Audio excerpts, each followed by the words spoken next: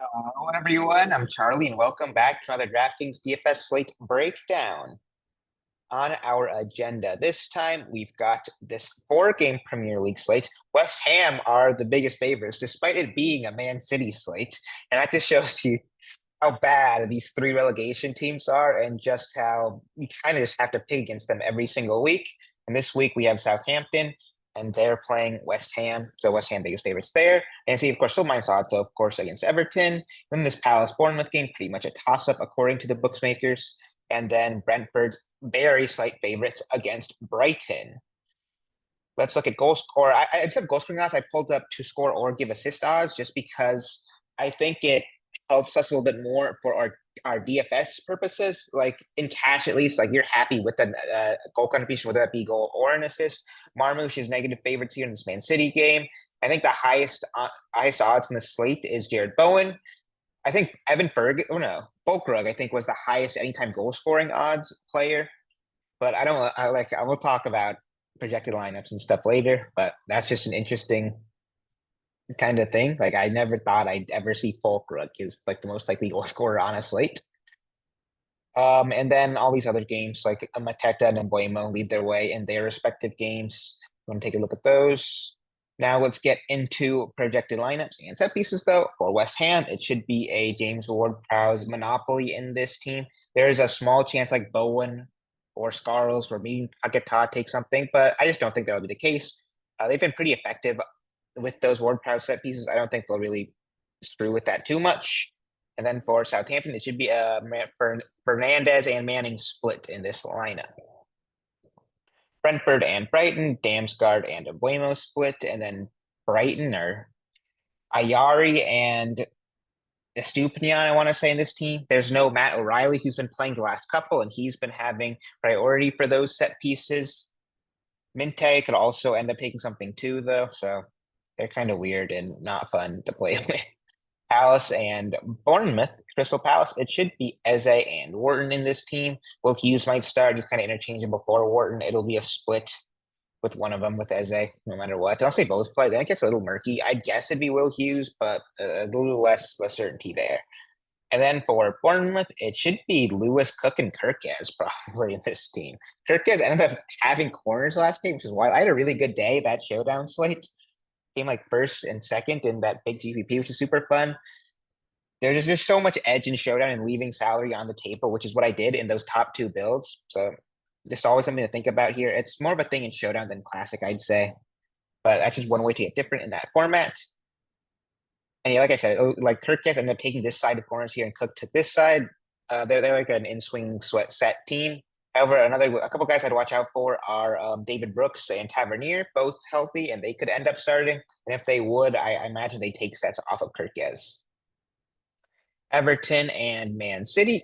Everton should be Jack Harrison and James Garner. We're still waiting to see if Dwight McNeil starts. He is back from injuries, came on the last couple games. If he starts, I just can't imagine where he doesn't take. Like he'd probably start over Harrison, so it wouldn't make too much of a difference just because it'd just be the lefty set taker there either way. But in just like in the rare scenario they like play them together, I just imagine it'll be McNeil over Harrison. And then for Man City, it should be De Bruyne potential monopoly in this team. There's a small chance that Savinho or Bernardo Silva split or Phil Foden if he plays, but I don't even know what's going on with him. He just doesn't see the field really anymore. And yeah, and if De Bruyne doesn't start, it should be Marmoush or Gundogan, depending on who starts. All right, so we've gotten through our lineups here. Let's get into the pricing. Holland is out, of course, so our most expensive forward is Omar Marmoush. He's been playing super well in that number 9 position. Look at that. He's been so solid. I can't really fault anyone for getting there. However, my favorite play on this slate in this forward role is probably just Jared Bowen. Was not great against Liverpool, but that was like his only bad matchup in the last like 6, 7 games, more like 5 games. But like he's had 2 bad games in his last like 10 basically. And like this is the Southampton matchup. This is the match you kind of pick against them. So like I really like Jared Bowen here. I just like that he's cheaper than Marmoush too, but both of those guys are super solid plays. Savinho has like a tier below them. Good GP play though, same like João Pedro and Minte. If there's no Estupinian, I could maybe see a little bit of bump in Minte just because he'd be more likely to have set pieces in that case. Evan Nielsen, I think he's just gotten a little bit expensive. Like, yeah, look at this. This is a showdown price, so I'm not going to judge that. But yeah, like this is the most he's ever been. This feels a little pricey here.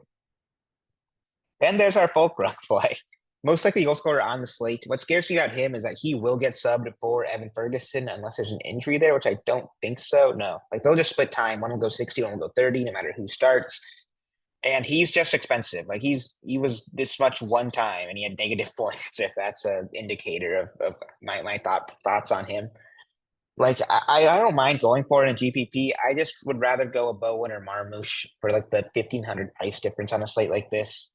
Like goals aren't everything here. He could score and get a 12, and that just would not be enough.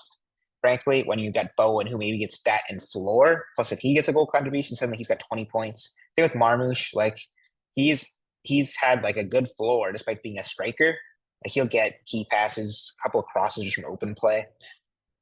So like that's my issue with Fulkrug. Jack Harrison feels a little bit pricey. And then after that, like as you can see, I'm probably paying up at forward. If I was to pick a guy down here that I'd be semi-tempted by, it is Dwight McNeil, just because this is like the cheapest we've ever seen him. I don't look at this. Like he's been like double this whenever he's been healthy. Like 4,700. I know it's Man City, but like as we've seen, Man City can be vulnerable at times.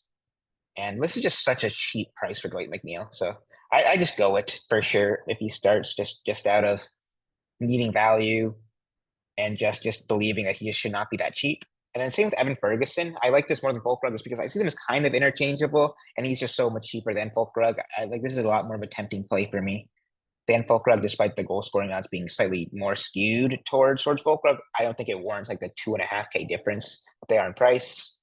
Midfielders, De Bruyne, he's ever since he said he's leaving, he's kind of just started to play super well. Now I'm like, why is he leaving? Like he still has something to give. He was so good against Crystal Palace, scored that amazing free kick. I love De Bruyne. I hope he comes to MLS just because I maybe get a chance to watch it in person. That'd be an awesome experience.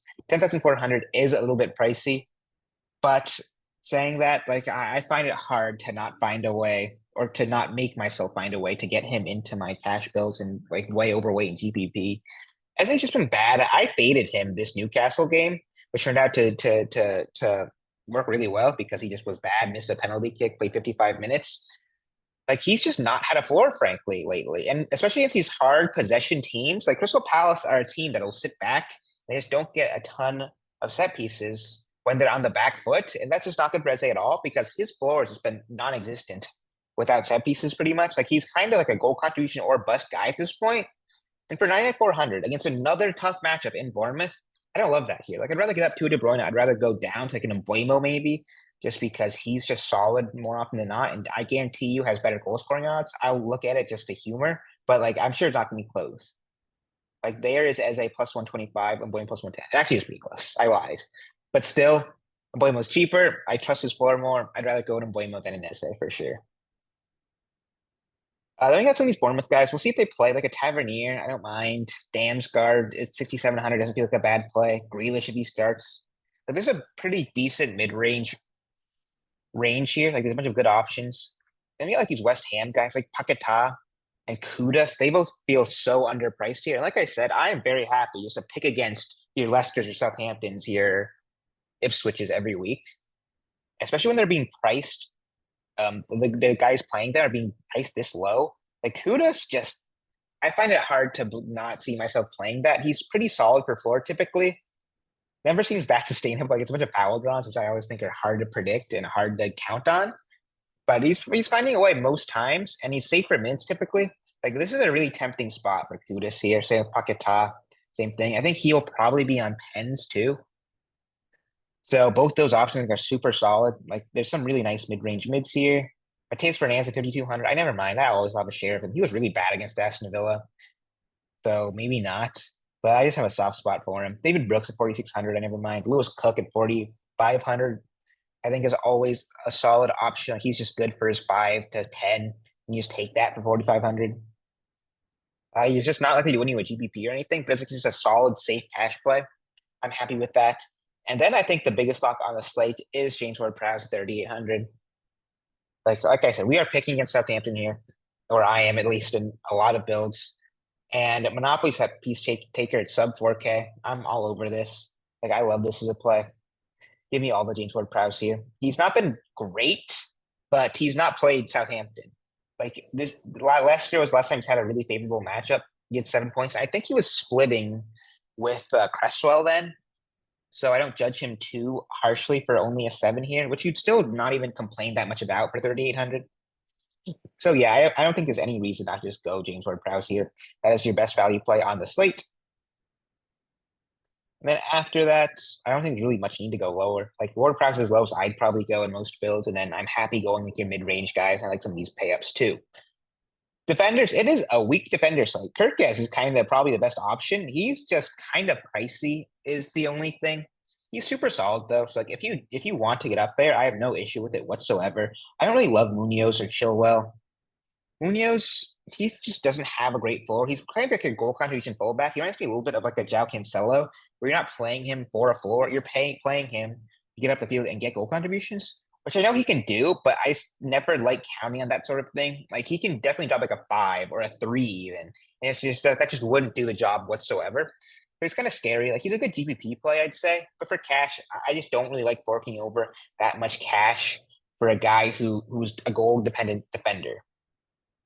Estupiñán, I always am just fall for this guy.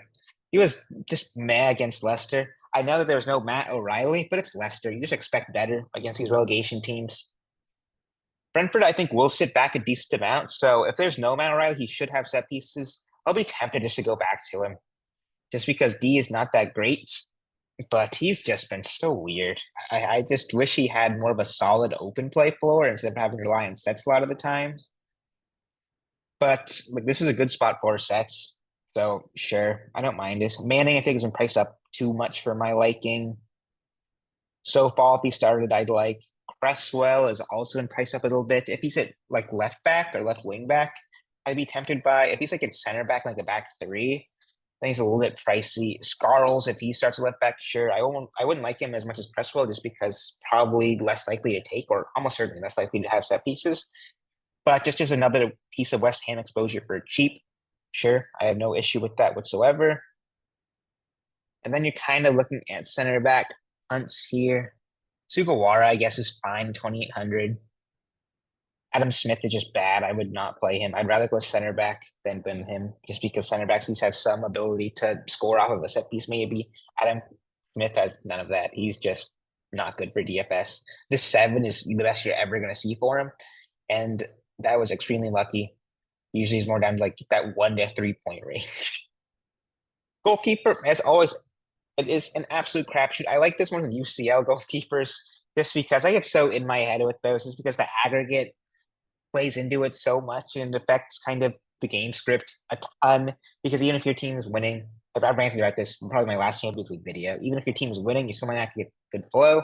There's so much more unpredictable. Here, like if your goalkeeper is winning, they should have good flow. These dog goalkeepers should just be dominated no matter what, even if losing. So there's a chance for saves there, like Ramsdale, or to have that 2 penalty kick save Aston Villa game. Like he gave him 3 goals, but like 14, you take that and run.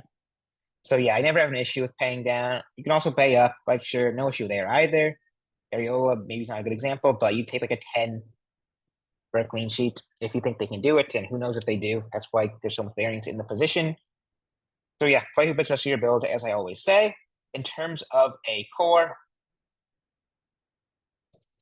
Ward-Prowse has to be in there. I'm putting Bowen in here too. He's just my favorite forward on this slate. Now it's tough. Like we've seen that there is those West Ham guys. You just go triple up on West Ham mid, go Paqueta, Kudos, and Ward-Prowse and be fine. Maybe put a defender here. I don't want to. I'm putting De Bruyne. I'm playing De Bruyne. I just like him as a player. I think it's a good spot for him against Everton. I'm finally going one West Ham guy, which I'd probably do. Just like another West Ham player in utility here. And there's some fine cheap defenders as well. But yeah, guys, as usual, make sure to check out the FSI Discord through subscription in the website linked below for our up-to-date course after we get lineups, as well as coverage for every single soccer slate offered by DraftKings. We do cores for all of it, and I answer questions. But yeah, for now, that'll be it, and I'll see you for the next one. Peace.